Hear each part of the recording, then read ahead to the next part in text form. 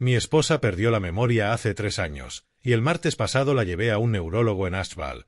Cuando mi hija salió a atender una llamada, las manos del doctor comenzaron a temblar mientras se inclinaba hacia mí y me susurraba con urgencia: debe alejar a su esposa de su hija de inmediato, pero antes de que pudiera explicar por qué, mi hija regresó apretando su bolso de diseño con los nudillos blancos y esa misma sonrisa preocupada que llevaba meses usando. Agradecería mucho que te suscribieras y me dijeras en los comentarios desde dónde me ves y qué hora es allí ahora mismo, porque esa advertencia temblorosa del doctor cambiaría nuestras vidas para siempre, aunque dejaré que todo empiece desde el principio de esta pesadilla. Soy Landon Pierce, tengo 65 años y soy un ingeniero civil jubilado. Mi esposa, Donna, tiene 62. Fue maestra de primaria y solía iluminar cualquier habitación, pero hoy apenas recuerda mi nombre y algunas mañanas su deterioro.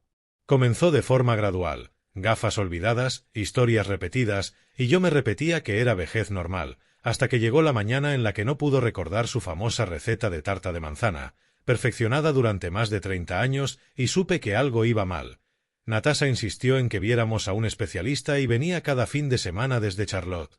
Sus tacones resonando sobre nuestro suelo de madera, su perfume caro llenando habitaciones que solían oler a café y al jabón de lavanda de Donna. Con el tiempo se convirtió en la cuidadora principal de Donna casi por obligación, porque yo viajaba con frecuencia por proyectos de consultoría y, cuando Donna empeoró, Natasha encajó en el rol sin esfuerzo, aunque había algo en sus ojos que no lograba descifrar, una mirada calculadora cuando creía que nadie la observaba.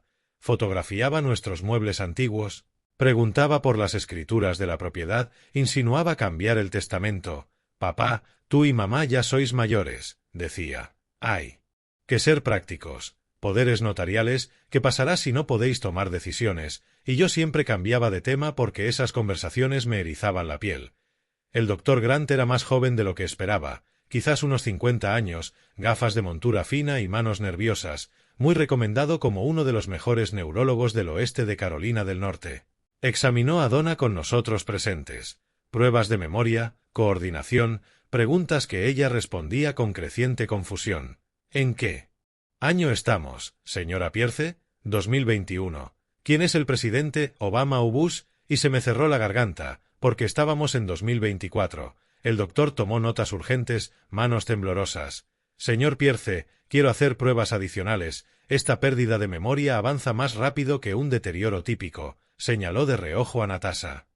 Necesito revisar toda su medicación. Las interacciones pueden acelerar los síntomas cognitivos. Mamá apenas toma nada, dijo Natasha ligero. Solo pastillas para la tensión y vitaminas. ¿Quién gestiona su medicación?, preguntó el doctor. Natasha, respondí. Ella organiza el pastillero semanal, ha sido muy útil. Algo se encendió en el rostro del médico, alarma, pero antes de que pudiera interpretarlo, Natasha se levantó de golpe. Perdón, debo atender esta llamada, dijo mirando el móvil aunque no había escuchado ningún tono. Vuelvo enseguida. Y en cuanto la puerta se cerró, la expresión del doctor cambió por completo. Inclinándose hacia mí con los nudillos blancos sobre la mesa, «Señor Pierce», susurró, «debe alejar a su esposa de su hija de inmediato». Mi corazón se aceleró. ¿De qué habla? Los registros de medicación, el patrón del deterioro, la cronología, ya he visto esto antes. Ciertas sustancias pueden provocar síntomas idénticos a la demencia.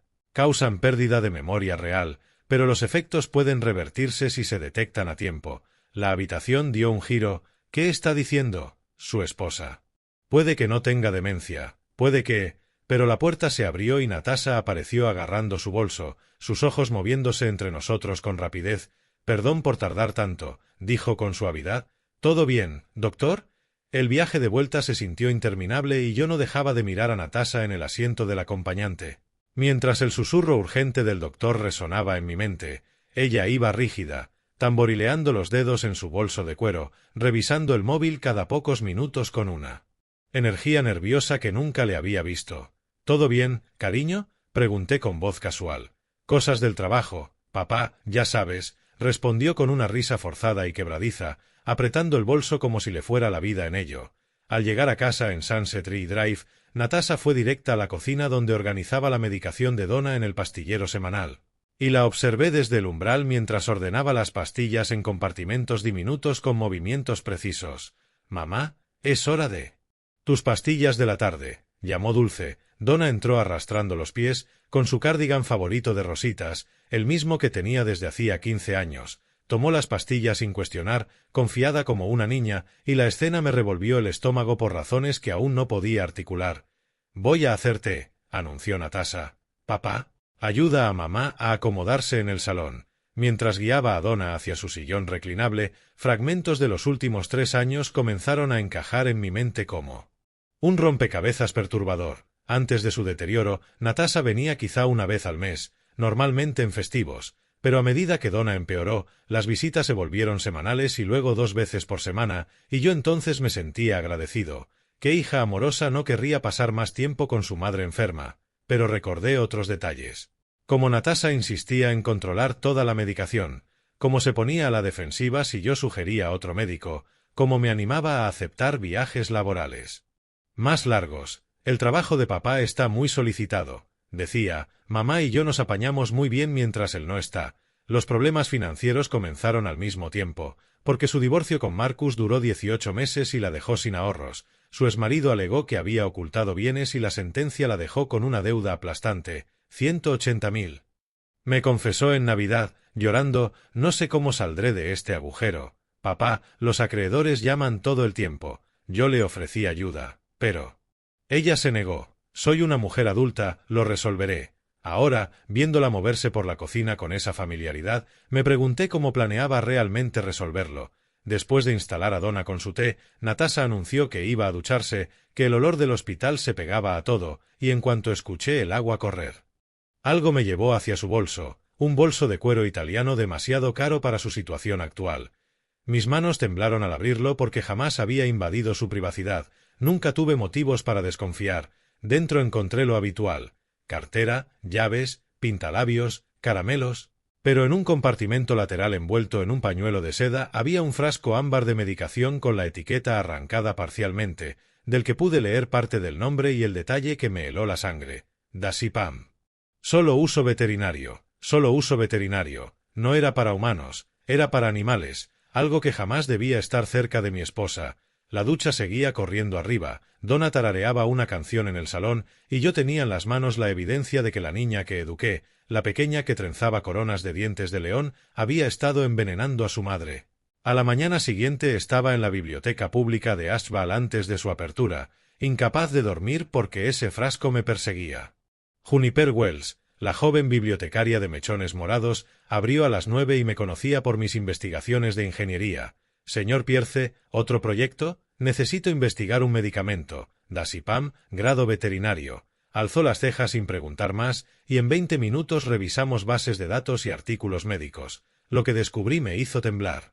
El Dazepam es un sedante para animales ansiosos y en humanos, especialmente ancianos. Causa somnolencia, confusión, pérdida de memoria y, con uso prolongado, síntomas casi idénticos a la demencia, efectos dependientes de la dosis pero reversibles si se suspenden. Dice que el uso prolongado puede causar daños permanentes, comentó Juniper. ¿Lo investiga por alguien en concreto? Por alguien muy cercano. Cada síntoma coincidía con Donna. Su deterioro gradual, la confusión creciente, la pérdida de sí misma en 3 años. No Alzheimer, envenenamiento sistemático. ¿Cuánto tardaría en recuperarse alguien si deja de tomarlo? Este estudio muestra mejoría cognitiva entre 24 y 48 horas y recuperación significativa en semanas. Imprimí todo y volví a casa con un plan. Si Donna estaba siendo drogada, al dejar la sustancia debía notarse. Donna estaba haciendo un crucigrama a medias cuando llegué. Natasha había vuelto a Charlotte y no regresaría hasta el viernes para rellenar el pastillero, así que tenía 3 días. Revisé las pastillas. 7 compartimentos con 4 tabletas cada uno, reconocí las recetas legítimas, pero había 2 pastillas azules que no correspondían a nada autorizado. Con mi lupa del taller vi las marcas diminutas de Z5, Dasop 5 mg. La sustituí por vitaminas similares, el corazón golpeando como si desactivara una bomba. Esa noche Donna tomó sus pastillas modificadas sin sospechar nada y observé en busca de cambios. 24 horas después, Donna apareció en la puerta más despierta de lo que la había visto en meses, con el crucigrama y varias pistas completadas con su letra inconfundible. «Landon», dijo con una voz que me hizo mirarla de inmediato, sus ojos más claros y enfocados. «¿Por qué me siento tan lúcida hoy? 48 horas sin la sustancia transformaron a mi esposa, no porque ella hubiera cambiado, sino porque yo por fin veía a la verdadera Donna después de 3 años de verla desvanecerse. El jueves por la mañana se levantó antes que yo, algo que no ocurría desde su deterioro, y la encontré haciendo el desayuno, tarareando una canción de Kerel King, con olor a bacon por la casa. «Buenos días, cariño», dijo sonriendo con los ojos. «Pensé en hacer tu favorito. ¿Recuerdas que dijiste que mis huevos revueltos eran mejores que los de los restaurantes?» Y claro que lo recordaba, pero lo importante es que ella recordaba. «¿Cómo te sientes hoy?» Se detuvo un segundo, pensando. «¿Diferente?» Como si hubiera estado caminando entre niebla y de pronto saliera el sol. Me miró preocupada. «Landon, algo me ha pasado estos años, ¿verdad?» «Algo grave». Me senté en nuestra mesa de cocina, la misma donde habíamos compartido miles de comidas en más de 4 décadas, preguntándome cómo podía decirle que nuestra hija la había estado envenenando. «¿Qué recuerdas de estos años?» «Trozos, fragmentos, como un sueño. Recuerdo sentirme perdida, asustada, como si me fuera desvaneciendo. Y recuerdo tu mirada triste. La mujer frente a mí era mi Donna, la maestra que ayudó a cientos de niños a aprender a leer y siempre estuvo allí atrapada. Tras un velo químico, intentaba decirte que algo no iba bien», dijo, pero las palabras no salían y se me olvidaban a mitad. Me tomó la mano. Me estaba ahogando, Landon, hundiéndome cada día sin poder pedir ayuda. Se me cerró la garganta. «Ya no te estás ahogando». «No, pero ¿cómo mejoré de repente? ¿Qué cambió?» Entonces un coche entró en la entrada. El BMW plateado de Natasha no debía venir hasta el viernes. «Qué raro», dijo Donna. «Natasha llegó antes. Vi a nuestra hija bajar del coche con determinación y sabía que al entrar vería a Donna lúcida. «Escúchame», dije rápido. «Necesito que actúes como has estado actuando estos 3 años. Confundida, olvidadiza. ¿Puedes hacerlo?» «¿Qué? ¿Por qué?» La puerta se abrió y los tacones resonaron. «Mamá, papá, traje almuerzo del deli que os gusta». Donna me miró asustada comprendiendo que algo iba muy mal. Natasha apareció en el marco, observando el desayuno cocinado y a Donna erguida y consciente. «Papá», dijo despacio. «Mamá. Está tan diferente hoy». Podía ver su mente trabajando al ver a su madre lúcida por primera vez en años. «Te ves genial, mamá», dijo con cuidado, dejando la bolsa del deli, «pero debes estar cansada. ¿Por qué no tomas tu medicación de la mañana y descansas?» Se movió hacia el pastillero, pero fui más rápido. «No necesita esas pastillas». Su mano se quedó en el aire. «Papá, mamá necesita su medicación», el doctor Grant dijo. «¿Qué medicación, Natasha?» La detuve. «Describe exactamente qué le has estado dando a tu madre». Su expresión cambió. La máscara de hija preocupada se resquebrajó. «Sus recetas, la tensión, el colesterol, los suplementos de memoria». «¿Suplementos de memoria?» Saqué el frasco ámbar del bolsillo, el mismo que encontré en su bolso. «¿Como este?» El color desapareció del rostro de Natasha al reconocer el dasipam veterinario. Y el único sonido fue el de Donna al leer la etiqueta con un jadeo. «¿De dónde sacaste eso?» susurró Natasha. «De tu bolso, el mismo que apretabas como si te fuera la vida en ello en la consulta». Levanté el frasco. «Dasipam, solo uso veterinario. ¿Quieres explicar por qué llevas tranquilizantes para animales?» «Papá, no lo entiendes». «Lo entiendo perfectamente. Has estado drogando a tu madre durante 3 años. Envenenándola para que pareciera incapaz mientras te posicionabas como la cuidadora ejemplar». La compostura de Natasha se quebró, llorando al caer en una silla. «No quería que llegara tan lejos». Empezó siendo poco. «Solo para ralentizarla. Para que fuera más manejable mientras tú viajabas». «¿Manejable?», dijo Donna horrorizada. «Soy tu madre, no una mascota. Me estaba ahogando». «El divorcio», gritó Natasha. «Los honorarios legales. Marcus me dejó sin nada. 180.000 en deudas. Los acreedores amenazando con embargarme. Vi cuánto valía esta casa, cuánto habíais ahorrado. Y pensé que si mamá necesitaba más cuidados, una residencia, podríamos arreglar algo temporal hasta que me recuperara. Así que decidiste crearla». «Necesidad de esos cuidados», dije con repulsión. Investigué bien, dosis pequeñas, nada que la dañara de verdad, solo para que pareciera confundida, olvidadiza. Lloraba sin control, pero empeoró y no pude parar. Cada vez que intentaba bajar la dosis tú notabas que mejoraba y yo entraba en pánico. «Destrozaste 3 años de su vida. 3 años de nuestro matrimonio. No quise hacerle tanto daño. Amo a mamá, os amo a los dos». «No, no nos amas», dije con frialdad. «Amas nuestro dinero, ámaslo». ¿Qué podías obtener? Natasha se secó las lágrimas y volvió la expresión calculadora.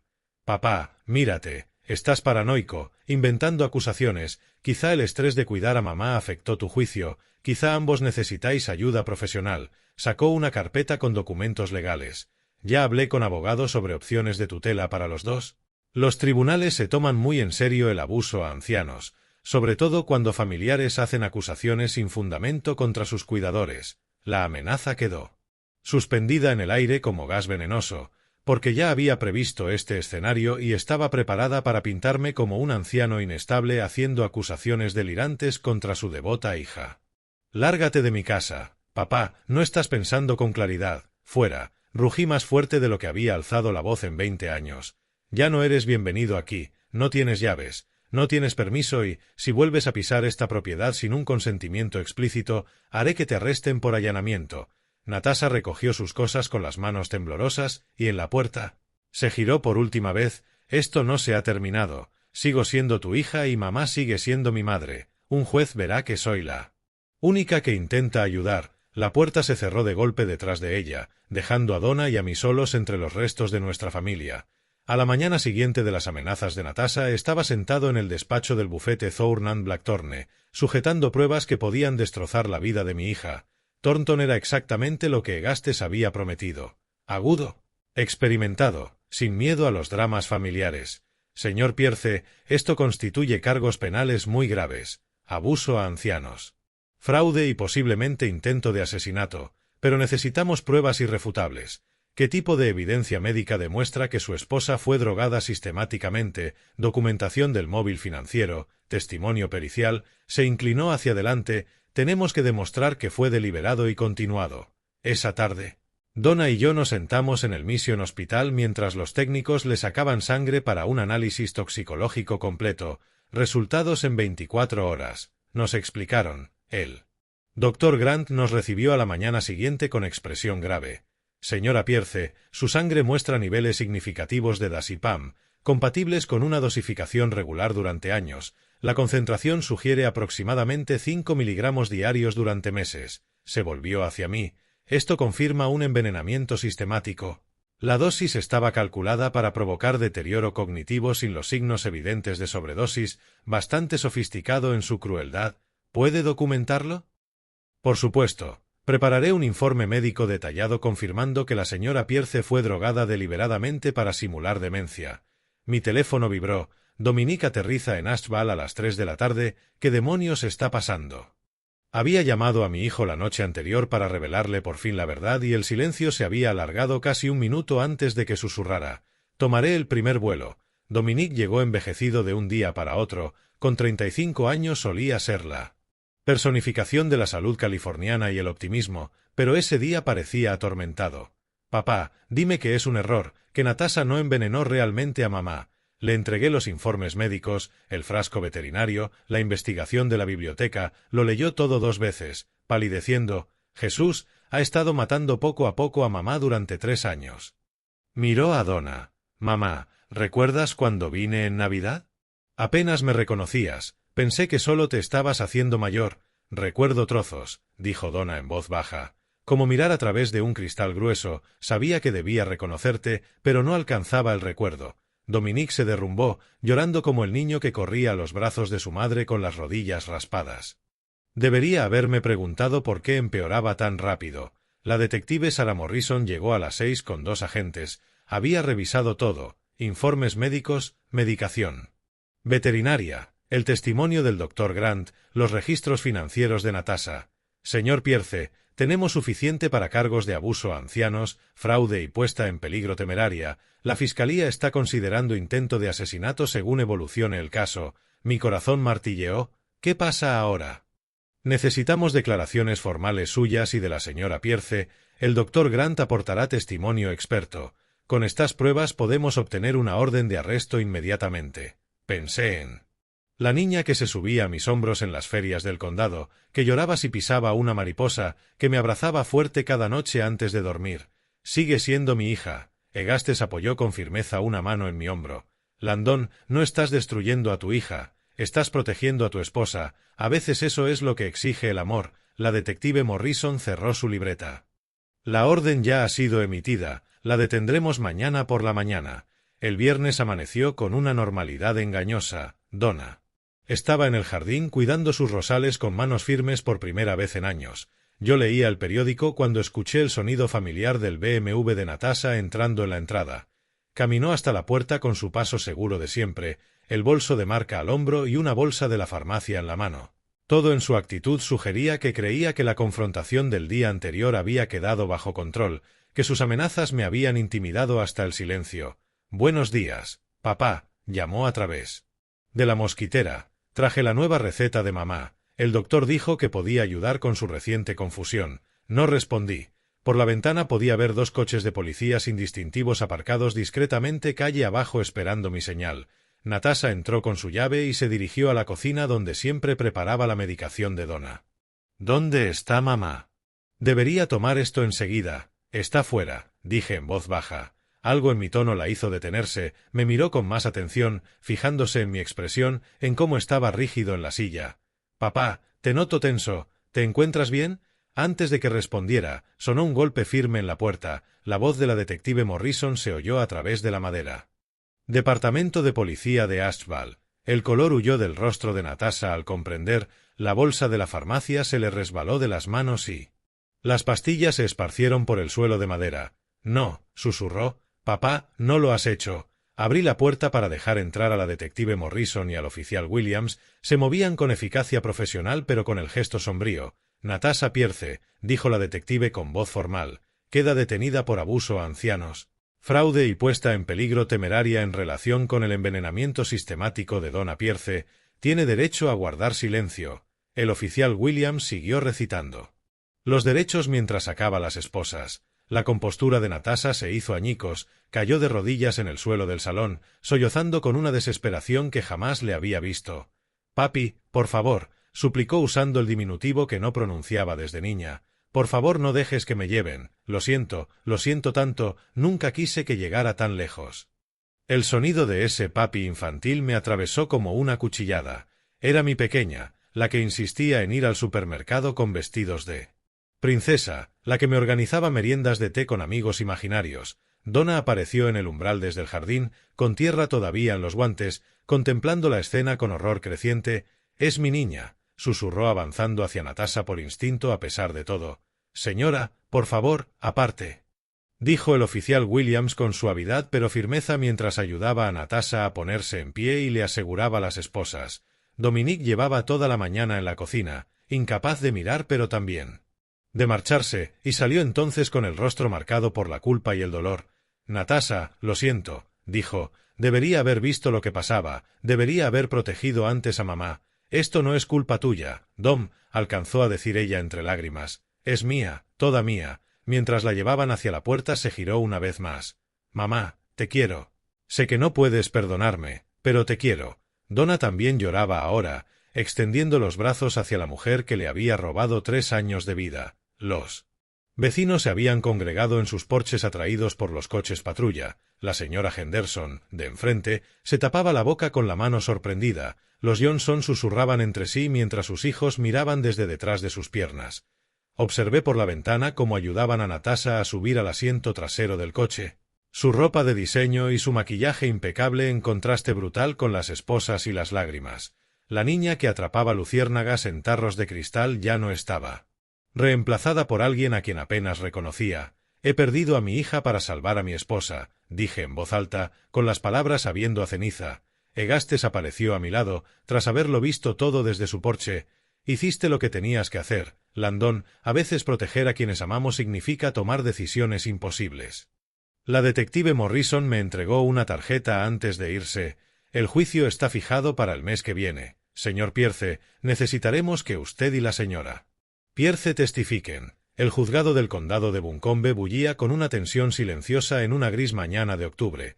Me senté en la primera fila junto a Donna, los dos con nuestra mejor ropa de domingo, observando a nuestra hija entrar en la sala con un mono naranja que la hacía parecer más joven y vulnerable que sus 38 años. El abogado de Natasha, Damien Rothschild, era exactamente lo que esperaba de alguien que cobra $500 la hora. Traje caro, pelo plateado y esa seguridad de quien está acostumbrado a ganar casos que debería perder. Había volado desde Charlotte exclusivamente para este juicio, contratado con un dinero al que Natasha de algún modo seguía teniendo acceso. Thornton Blackthorne se sentó en la mesa de la fiscalía, con nuestras pruebas ordenadas en prolijas carpetas Manila, y en el último mes se había convertido en algo más que nuestro abogado, en nuestro defensor, alguien que entendía que este caso iba más allá de un precedente legal. El Estado demostrará, comenzó Thornton en su alegato inicial, que Natasha Pierce envenenó sistemáticamente a su madre durante un periodo de 3 años usando sedantes de grado veterinario para simular demencia mientras se posicionaba para heredar los importantes bienes de la familia. Levantó el frasco ámbar que había iniciado todo. Este medicamento, diseñado para animales ansiosos, se administró a diario a Donna Pierce, provocándole pérdida de memoria, confusión y 3 años de vida robada. El Dr. Grant subió al estrado con la gravedad de quien comprende el papel que juega en una tragedia. Los análisis de sangre muestran de forma concluyente niveles de diazepam compatibles con una dosificación regular y deliberada. No fue algo accidental ni medicinal, fue un envenenamiento sistemático diseñado para incapacitar. En su opinión profesional, Dr. Grant, ¿fue esto un intento de asesinato? Fue un intento de destrucción de una mente humana, independientemente de que la acusada buscara la muerte o solo el control, el resultado fue el mismo. El borrado deliberado de las capacidades cognitivas de Donna Pierce. El contrainterrogatorio de Rothschild fue agresivo, pero inútil. Las pruebas eran abrumadoras. El frasco con las huellas de Natasha, los análisis de sangre, los registros financieros que mostraban sus deudas aplastantes y lo más demoledor, la mejora dramática en la condición de Donna una vez cesó el envenenamiento, cuando llegó el momento de que Natasha hablara. Sorprendió a todos al ponerse en pie sin que nadie la incitara. «Señoría, quiero cambiar mi declaración a culpable». Rothschild le agarró del brazo, susurrando con urgencia, pero ella se soltó. «Hice todo lo que dicen que hice. Drogué a mi madre durante 3 años porque estaba desesperada y era egoísta y pensé que podía salirme con la mía». Su voz se quebró. Me repetía que solo la hacía más manejable, pero sabía lo que realmente hacía. Le robaba la mente para salvar mi situación financiera. Se giró hacia nuestra zona de la sala, con lágrimas desbordándose. «Mamá, lo siento, sé que esas palabras no significan nada después de lo que he hecho, pero necesito que sepas que nunca dejé de quererte, incluso cuando te hacía daño. Papá, siento haber destruido nuestra familia, siento haberte obligado a elegir entre tu esposa y tu hija». La jueza Patricia Winters, una mujer severa de unos 60 años que había visto toda clase de destrucción familiar, no mostró emoción alguna al dictar. Sentencia: Natasha Pierce ha cometido una de las traiciones de confianza más atroces que he visto en 20 años en este estrado. Envenenó sistemáticamente a su propia madre, le robó 3 años de vida y estuvo a punto de destruir su matrimonio y su salud mental por ganancia económica. Hizo una pausa, dejando que el peso de sus palabras cayera sobre la sala. Por todo ello, la condeno a 7 años de prisión estatal seguidos de 3 años de libertad supervisada. También deberá pagar la restitución completa de los gastos médicos, honorarios legales y daños a sus padres. El golpe del mazo resonó en la sala silenciosa como un disparo. Donna se derrumbó por completo, llorando entre las manos. «Sigue siendo mi niña», repetía una y otra vez. Rodeé a mi esposa con los brazos, sintiendo el peso de todo lo que habíamos perdido y de todo lo que habíamos salvado. «Se ha hecho justicia». Le susurré al cabello. «Pero el precio ha sido demasiado alto». Mientras se llevaban a Natasha con grilletes, miró atrás por última vez. Nuestros ojos se encontraron a través de la sala y, por un momento fugaz, vi a la niña que se quedaba dormida en mi regazo durante los cuentos de buenas noches. Luego se fue y nos quedamos con la tarea de reconstruir nuestras vidas entre los restos de nuestra familia. 6 meses después, la primavera llegó temprano a Ashval trayendo una renovación que reflejaba nuestro propio camino de vuelta a la plenitud. Encontré a Donna en el jardín cuidando los rosales a los que había mirado sin ver durante 3 años, ahora podando con la destreza recuperada.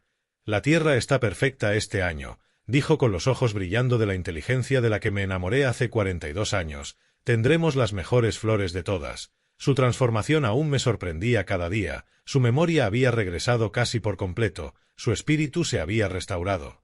Volvía a hacer voluntariado en el centro de alfabetización y encontraba propósito en enseñar. Yo me había jubilado del todo tras el juicio, rechazando contratos que me alejaban de casa. Con 65 años había aprendido que no hay puente más importante que la mujer que se sienta a tu lado en el desayuno. Perdí 3 años contigo, le dije una noche, no voy a perder ni un día más. Dominique se había mudado de California a Charlotte, a solo 2 horas. La culpa por no haber visto las señales lo transformó en el hijo que siempre habíamos esperado. Ahora nos visitaba todos los fines de semana. Las señales estaban ahí, dijo. Yo elegí no verlas. Hijo, tu hermana nos engañó a todos. Lo importante es que la detuvimos. Habíamos visitado a Natasha 2 veces en el centro penitenciario. Se veía más pequeña con el uniforme, gastada por sus decisiones. Sueño con la cara de mamá cuando me pusieron las esposas. Nos dijo, llevaré esa imagen conmigo para siempre. Donna le tomó la mano a través de la mesa. Te perdono, Natasha, no entiendo lo que hiciste y nunca lo olvidaré, pero te perdono porque sigues siendo mi hija. Eso hacía 3 meses y no habíamos vuelto. Egastes continuaba siendo nuestra roca, pasándose por las tardes a compartir cerveza y sabiduría. La tragedia no es que confiáramos en Natasha, reflexionó, la tragedia es que ella decidió explotar esa confianza en lugar de honrarla. Yo había empezado a dar charlas en centros comunitarios sobre las señales de abuso a ancianos. La respuesta era abrumadora. Docenas de personas compartían preocupaciones similares, buscando consejo. A veces el mayor peligro viene de quienes más amamos, les digo, no porque el amor sea peligroso, sino porque nos hace querer creer lo mejor de la gente incluso cuando las pruebas apuntan a lo contrario. La casa se sentía más ligera ahora, la risa de Donna llenaba habitaciones que habían estado demasiado tiempo en silencio. Nuestro matrimonio, puesto a prueba por 3 años de confusión, había salido fortalecido. Somos supervivientes, dijo Donna leyendo sobre un caso similar en Tennessee. Quizá nuestro propósito sea ayudar a otras familias a reconocer lo que nosotros no vimos. Mientras escribo esto sentado en el mismo lugar donde por primera vez sostuve aquel frasco ámbar, me sorprende cuánto cambia cuando elegimos ver la verdad. Nuestra familia nunca volverá a ser la misma. Siempre llevaremos las cicatrices de la traición y el duelo por haber perdido a una hija a causa de sus propias decisiones, pero seguimos vivos, seguimos juntos y estamos usando nuestro dolor para proteger a otros, y a veces eso tiene que bastar. Al mirar atrás esta historia real, comprendo cómo la confianza ciega casi destruye todo lo que amaba. No seas como yo, no ignores las señales cuando alguien a quien quieres empieza a cambiar. Confié completamente porque Natasha era mi hija, pero Dios nos enseña a ser astutos como serpientes y sencillos como palomas. La lección más dura de nuestras historias de abuelo no trata de reconocer el veneno en las pastillas, sino de reconocer cuando el amor se convierte en manipulación. Cuando el cuidado se convierte en control. Pasé 3 años viendo desaparecer a mi esposa, diciéndome que era envejecimiento natural mientras cada instinto me gritaba que algo iba mal. Dios me dio ese momento con el Dr. Grant por un motivo, su advertencia susurrada a través de un médico tembloroso que arriesgó todo para decir la verdad. Y aún así casi la ignoré porque no podía imaginar a mi propio hijo capaz de semejante traición. No cometas mi error. Cuando las medicaciones se multiplican sin explicación. Cuando alguien insiste en controlar todas las decisiones médicas, cuando un familiar se vuelve de repente indispensable mientras los demás son apartados, presta atención, no son coincidencias en historias de abuelo como la mía, son banderas rojas escritas con tinta invisible. Esta historia real me enseñó que proteger a quienes amamos a veces significa protegerlos de la familia. Dios no nos promete decisiones fáciles, solo la fuerza para tomar las necesarias. Casi pierdo a Donna para siempre porque amaba demasiado a Natasha como para verla con claridad. Confía, pero verifica, ama, pero mantente vigilante y recuerda que las mayores traiciones suelen venir envueltas en el lenguaje del cuidado. Nuestra historia real demuestra que, incluso en las traiciones familiares más oscuras, las historias de abuelo pueden tener finales en los que la justicia prevalece y el amor sobrevive, aunque para siempre cambiado. Si esta historia te ha tocado, por favor, compártela con alguien que necesite escucharla. Pulsa el botón de suscribirse para unirte a nuestra comunidad de supervivientes y protectores y cuéntame en los comentarios si alguna vez has tenido que elegir entre la lealtad familiar y proteger a alguien a quien quieres.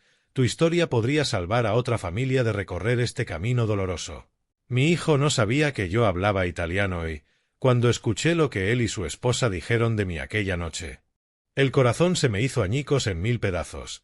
Al día siguiente, cuando mi hijo le dijo al vendedor de la casa que pusiera solo su nombre y el de su esposa en la escritura usando mi dinero, comprendí que me veían como poco más que un viejo tonto con los bolsillos llenos.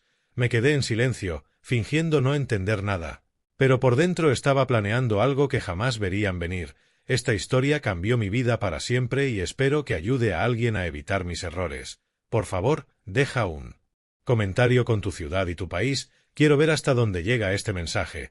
Me llamo Eugene Parker, tengo 72 años y pensaba que conocía a mi familia. Mi hijo Trevor, de 38, llevaba años luchando con problemas económicos tras el fracaso de su tercer negocio. Su esposa, Chiara, una italiana de 35 años que trabaja en una agencia de viajes, nunca ganaba lo suficiente para mantener su estilo de vida. Llevo 3 años viudo, viviendo solo en South Boston, y después de 45 años como electricista tengo una pensión y unos ahorros decentes, nada lujoso, pero suficiente para vivir cómodo y ayudar a mi familia cuando hace falta. Trevor lo había intentado todo. El camión de comida que cerraron los inspectores sanitarios, el negocio de marketing online que se vino abajo, su última empresa de jardinería que quebró cuando su socio desapareció con todas las herramientas. Cada fracaso hundía un poco más su confianza.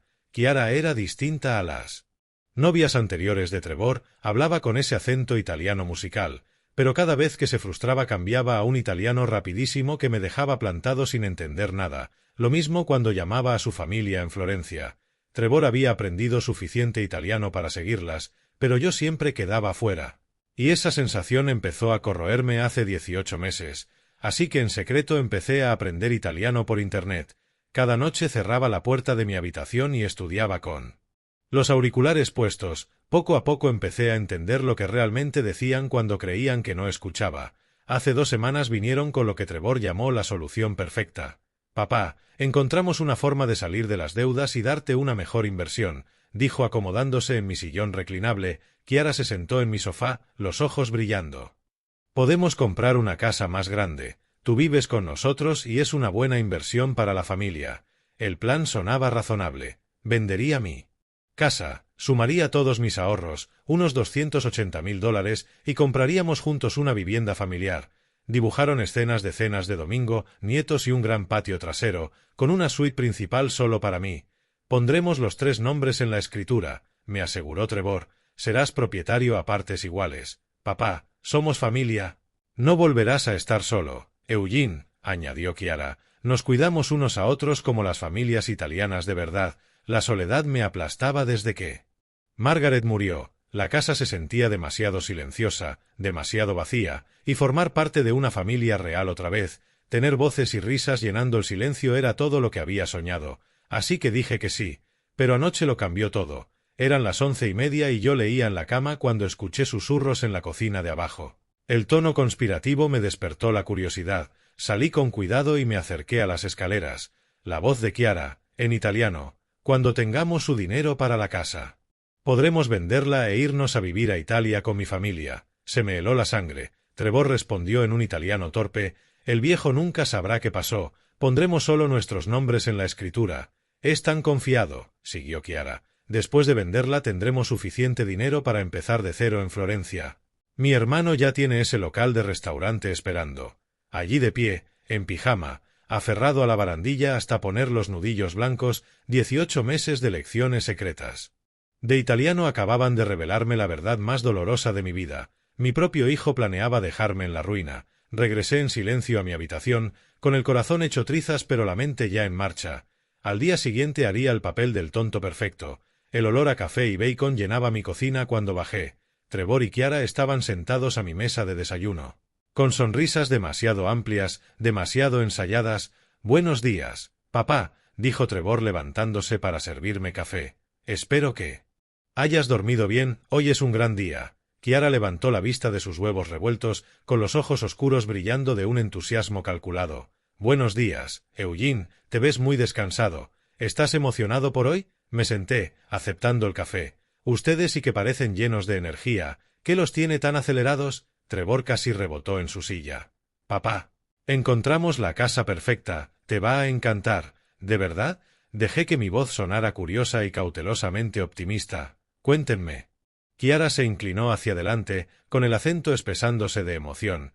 Es una casa colonial preciosa, Eugene. 4 dormitorios, 3 baños, una cocina grande para cocinar juntos y el jardín. Te va a encantar el jardín para tus tomates. Tuve que reconocer lo buena que era su actuación. Como fingía tropezar con el inglés, la aparente preocupación genuina por mis intereses. Si no hubiera escuchado la conversación de anoche, habría podido creer que de verdad le importaba. El vecindario es fantástico, añadió Trevor, untando mermelada en la tostada con un entusiasmo teatral. Buenos colegios cerca y a solo 20 minutos de tus antiguos compañeros electricistas. Suena maravilloso. Dije, bebiendo café para ocultar mi expresión, ¿pero de verdad podemos permitirnos algo así? La sonrisa de Trevor no titubeó.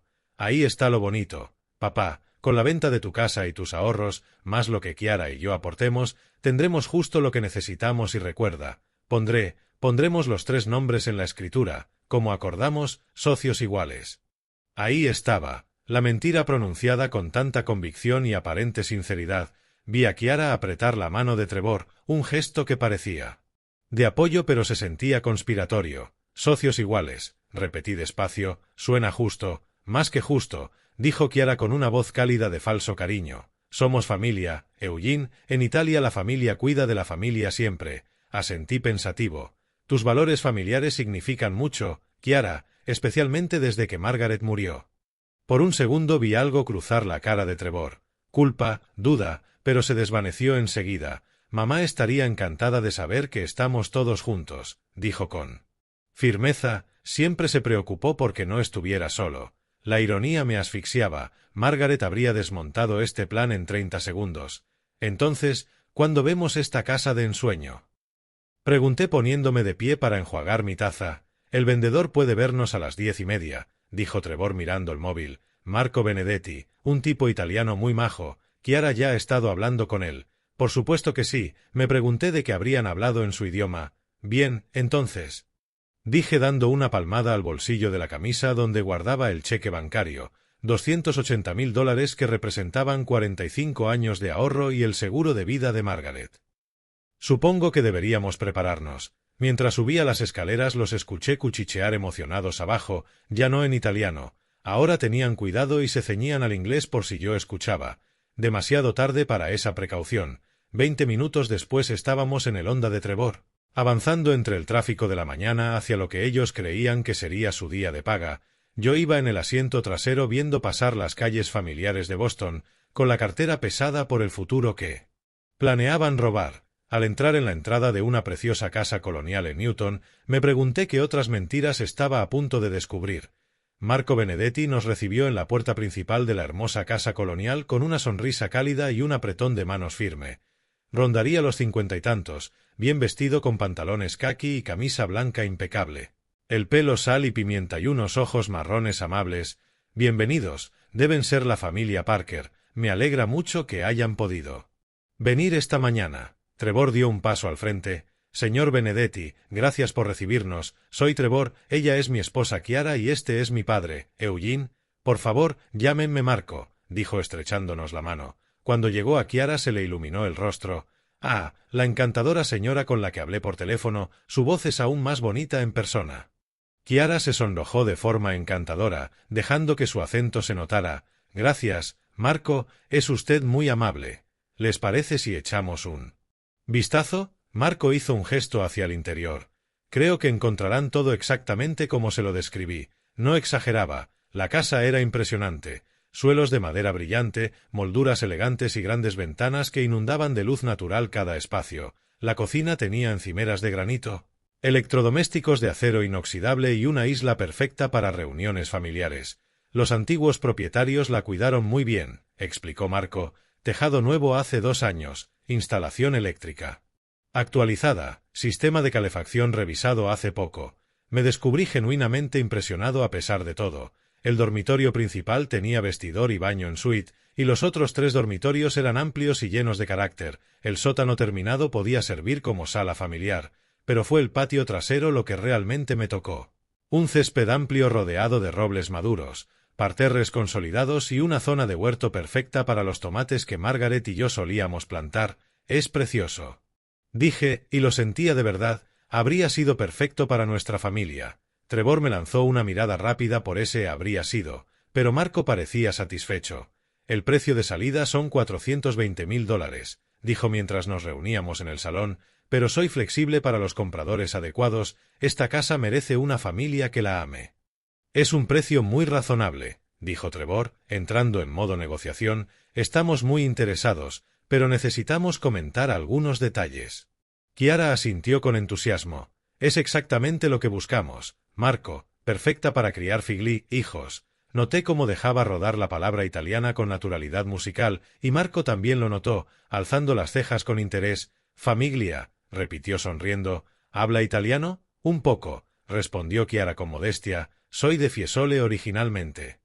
Fiesole, ciudad preciosa. Tengo primos allí, dijo Marco, cuyo trato se volvió aún más cálido. ¿Y usted, Trevor, habla italiano también? Trevor se irguió con evidente orgullo. He estado aprendiendo con Chiara, no soy fluido, pero me defiendo. Marco me miró a mí con curiosidad educada. ¿Y usted, señor Parker? Negué con la cabeza en un gesto de resignación aparentemente bonachona. Me temo que no. Cuando estos dos empiezan a parlotear en italiano me dejan atrás, yo solo sonrío y asiento. Todos rieron, incluido yo. Aunque mi risa sonó hueca, Marco estudió a Trevor y Chiara un momento, algo calculador asomando detrás de su expresión amistosa. Luego sonrió y dijo: «Bien, quizá deberíamos hablar de los pormenores de lo que buscan». Fue entonces cuando Marco pasó al italiano y mi mundo cambió para siempre. Los miró y dijo: «Entonces, ¿cómo quieren manejar el papeleo?». Yo seguí examinando una foto familiar sobre la repisa de la chimenea, con expresión neutral y el corazón acelerado. Ahí estaba, el momento de la verdad que temía y esperaba a partes iguales.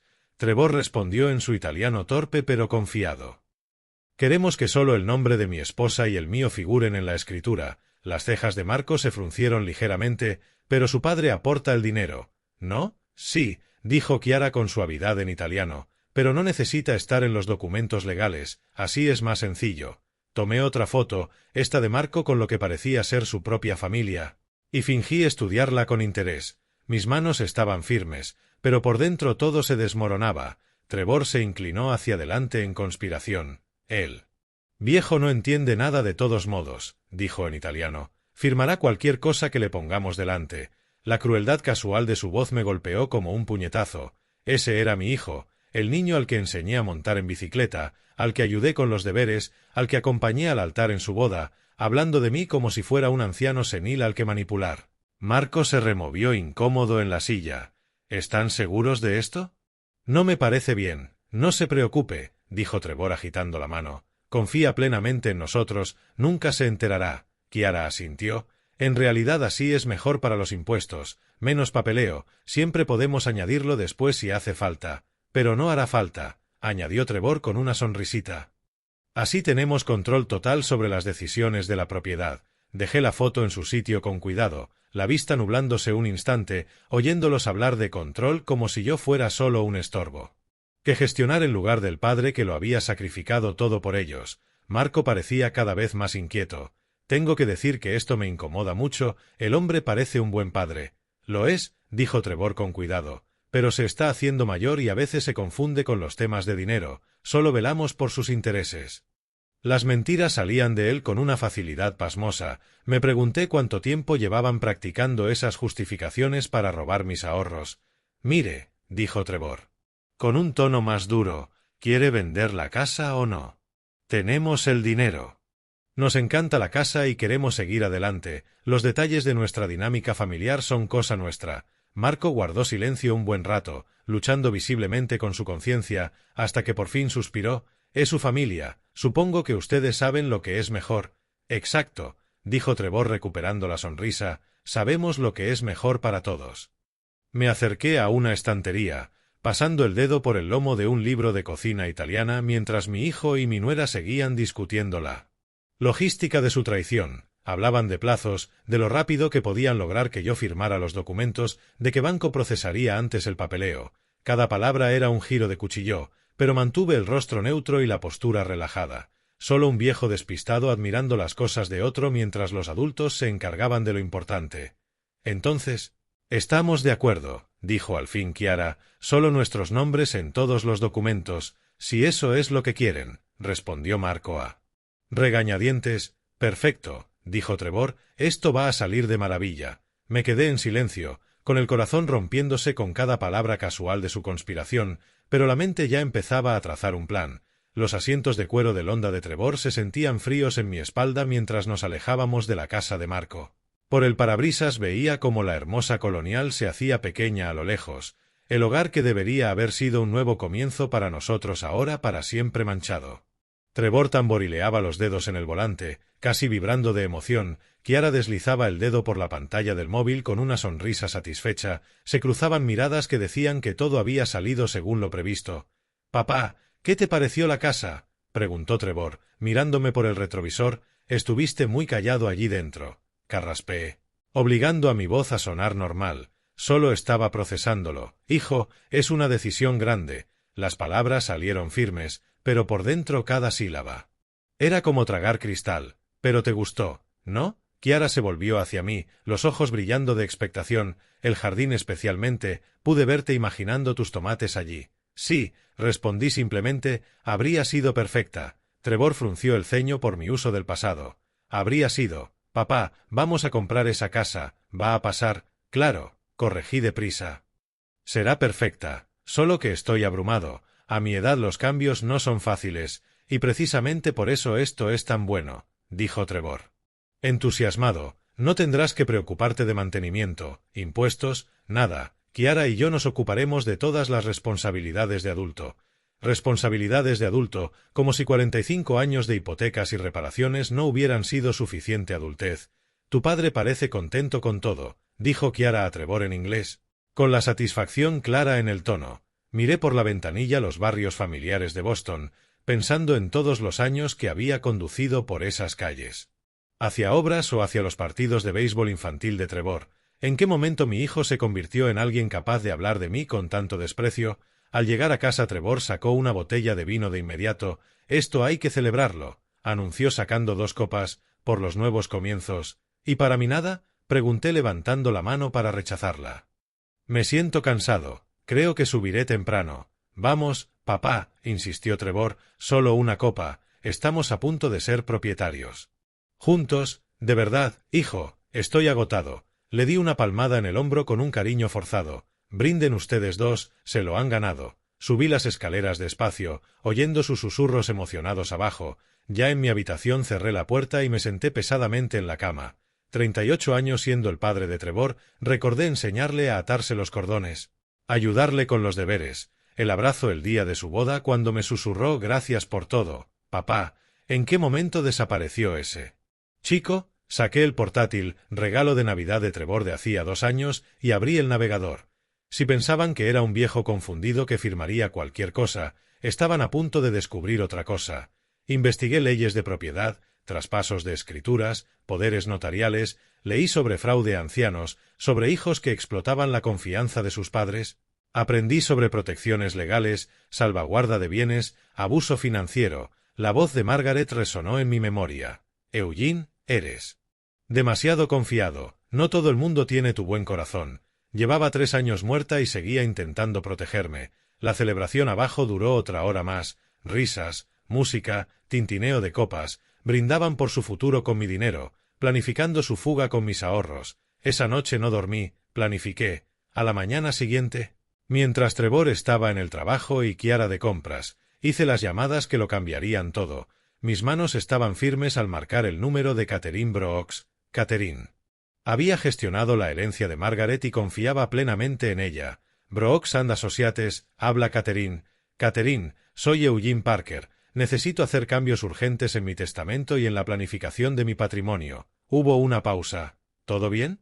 Suena preocupado. «He descubierto cosas sobre mi familia. Necesito proteger mis bienes. ¿Puede verme hoy?». «Por supuesto. A las 2, traiga cualquier documento sobre negociaciones recientes». Tras colgar conduje hasta First National, mi banco de los últimos 30 años. La cajera, Bethany, me reconoció al instante. «Buenos días, señor Parker.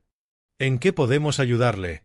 «Necesito cancelar este cheque bancario y mover fondos», dije deslizando el cheque de $280,000 por él. «Mostrador, anúlelo y transfiera el importe total a una nueva cuenta, solo a mi nombre». A Bethany se le abrieron los ojos. «Por supuesto, señor, tardará unos minutos». Mientras se procesaba el papeleo hice la llamada que sería un acto de genialidad o de locura. Marqué el número de Marco. «Hola, habla Marco Benedetti», respondí en italiano. «Soy Eugene Parker». Entiendo todo lo que habló ayer. El silencio se alargó tanto que pensé que la llamada se había cortado. Señor Parker, dijo al fin. Marco en italiano. Usted habla italiano. Con fluidez, respondí, y escuché cada palabra que mi hijo dijo sobre mí. Madonna mía, murmuró Marco, esa conversación me hizo sentir muy incómodo. Estuve a punto de llamarle anoche. Me alegro de que no lo hiciera. Necesitaba tiempo para pensar, pero ahora necesito su ayuda. Lo que sea. Dijo Marco de inmediato, lo que planeaban era terrible. ¿Cómo puedo ayudarle? Quiero comprar su casa yo solo, sin ellos, solo yo. ¿Puede aplazar él? ¿Papeleo con Trevor y Chiara? Por supuesto, pero ¿puede permitírselo? Tengo el importe completo en efectivo, pero necesito que llame a Trevor esta tarde y le diga que hay un problema con el título que hay que resolver. Retráselos una semana.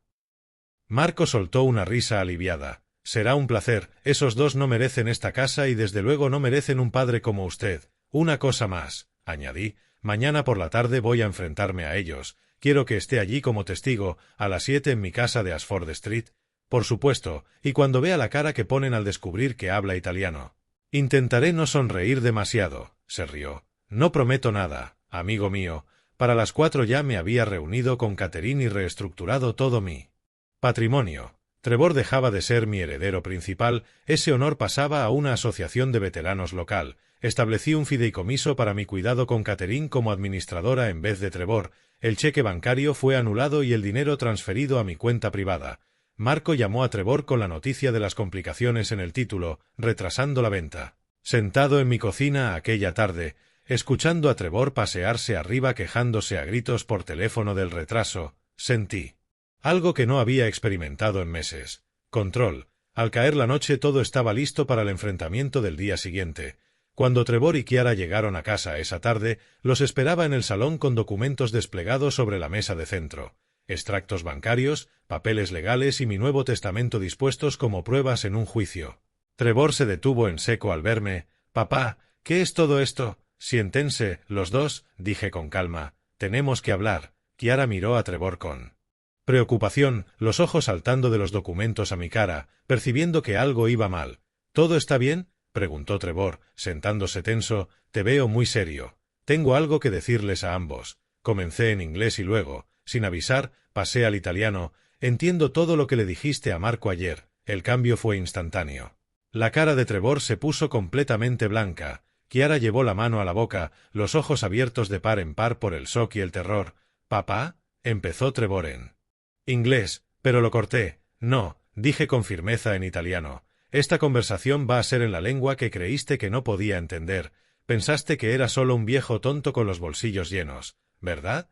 Chiara empezó a llorar, negando con la cabeza. «Eugene, por favor, no entiendes». «Entiendo perfectamente», respondí, endureciendo la voz. «Entiendo que planeaban robarme el dinero y abandonarme. Entiendo que hablaron de meterme en una residencia como si fuera un mueble incómodo. Entiendo que mi propio hijo me llamó el viejo que no entiende nada». Trevor intentó levantarse con las manos temblorosas. «Papá, escucha, no era así». «Siéntate», ordené en italiano, y algo en mi tono lo hizo desplomarse de nuevo. «Intentaban robarme, llamemos a las cosas por su nombre, necesitábamos el dinero», sollozó Chiara. «Mi familia en Italia tiene deudas y los negocios de Trevor.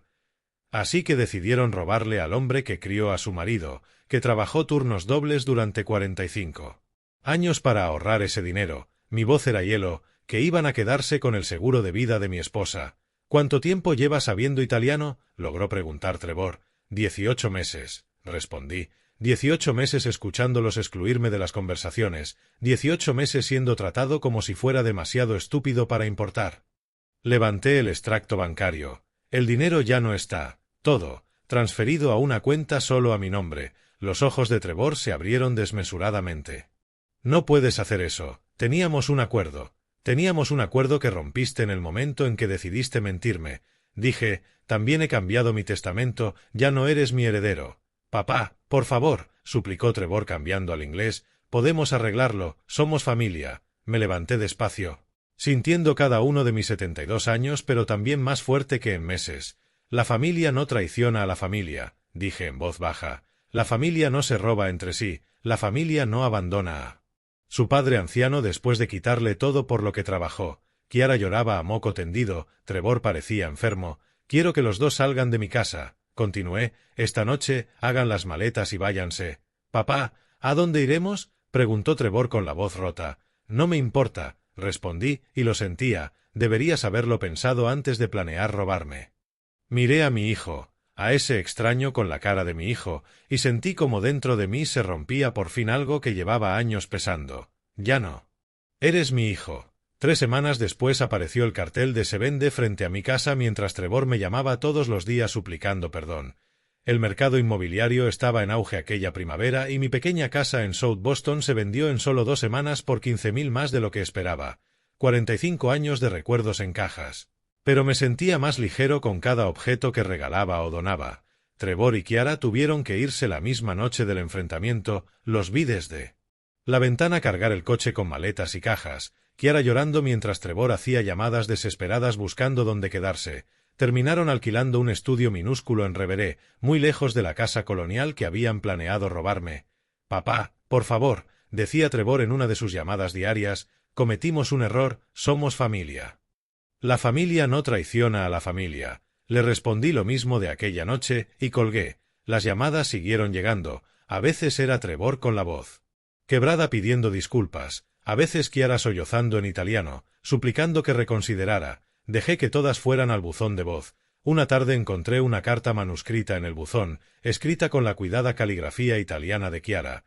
Volcaba su alma en 3 páginas, explicando las deudas de su familia en Florencia, los negocios fallidos de Trevor, lo desesperados que estaban. Juraba que nunca quisieron hacerme daño, que pensaban cuidarme cuando se mudaran a Italia. La leí 2 veces y la tiré. Las palabras bonitas no podían borrar lo que escuché aquel día en casa de Marco. Con la casa vendida y mis asuntos en orden, tenía decisiones que tomar. La primera fue fácil. Doné $100.000 a la Red de Apoyo a Veteranos, una ONG local que ayudaba a veteranos ancianos sin apoyo familiar. La ironía no se me escapaba. Es increíblemente generoso. Señor Parker, dijo Janet Morrison, la directora, cuando le entregué el cheque, esto ayudará a muchas personas que no tienen a quien acudir. Exactamente por eso lo doy, le respondí. Después encontré un apartamento acogedor de un dormitorio en una urbanización tranquila de Arlington. Tenía un pequeño balcón donde podía cultivar tomates en macetas, una cocina moderna y vecinos que no se metían en la vida de nadie. El alquiler era razonable, con mi pensión y los 200.000 restantes de la venta. Estaba más seguro económicamente que nunca. Marco me llamó el día que me mudé. ¿Cómo te estás adaptando, amigo?, preguntó en italiano. Mejor de lo que esperaba, respondí mirando mi apartamento limpio y sencillo. Hay paz aquí. ¿Tu hijo sigue llamando? Cada día, pero no contesto. Bien, dijo Marco con firmeza. Lo que planeaban es imperdonable, hiciste lo correcto, Eugene. A veces me pregunto si no fui demasiado duro. Admití. No, respondió de inmediato. Tengo 3 hijos. Si alguno me tratara como Trevor te trató a ti, haría exactamente lo mismo. El respeto. Hay que ganárselo, incluso en la familia, especialmente en la familia. 2 meses después del enfrentamiento Trevor apareció en mi edificio. El vigilante de seguridad subió a preguntarme si quería verlo. No, dije sin dudar, dígale que no estoy disponible. Desde la ventana del balcón lo vi sentarse en un banco al otro lado de la calle durante 2 horas, levantando la vista hacia mi edificio de vez en cuando. Al final volvió al coche y se marchó. No ha vuelto. Cuando llegó el verano y mis tomateras empezaron a cargarse de fruto en el balcón, me di cuenta de que algo había cambiado de raíz dentro de mí. La preocupación constante por las finanzas de Trevor, la culpa por no ayudar más, el esfuerzo agotador de mantener una relación con personas que me veían como un cajero automático, todo eso había desaparecido. Por primera vez en años me sentía realmente libre. 6 meses después, sentado en mi tranquilo balcón leyendo una novela italiana, comprendí que la traición me había dado el mayor regalo de todos, mi independencia. La luz de la mañana se filtraba a través de la pequeña encina de mi balcón, las tomateras estaban llenas de fruto y la novela italiana en mis manos. El nombre de la rosa de Umberto Eco era desafiante pero gratificante, entendía más con cada página. Esta era mi vida ahora, mañanas tranquilas, buenos libros y la libertad de tomar cada decisión por mí mismo. 3 meses antes me había apuntado a una clase avanzada de conversación italiana en el centro comunitario de Arlington y lo que empezó como una mejora de idioma se convirtió en algo más valioso. un círculo social de gente que valoraba aprender y crecer. Pero fue María Santangelo quien realmente captó mi atención, una viuda de 65 años con pelo plateado y ojos marrones amables. Se había mudado a Boston tras la muerte de su marido y, como yo, estaba empezando de cero, aprendiendo italiano para conectar con sus raíces.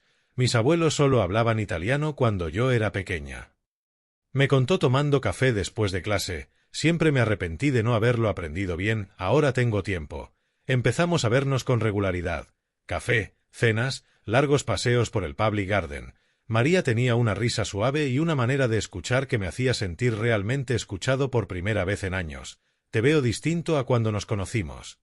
Observó una tarde desde mi balcón, más tranquilo contigo mismo. Me descubrí contándole toda la historia de Trevor y Chiara, la traición y el enfrentamiento. Debió de ser devastador, dijo, tomando mi mano, pero mírate ahora, te salvaste a ti mismo. Trevor seguía llamando de vez en cuando, aunque cada vez menos. La última vez sonaba distinto, más humilde, quizá de verdad arrepentido.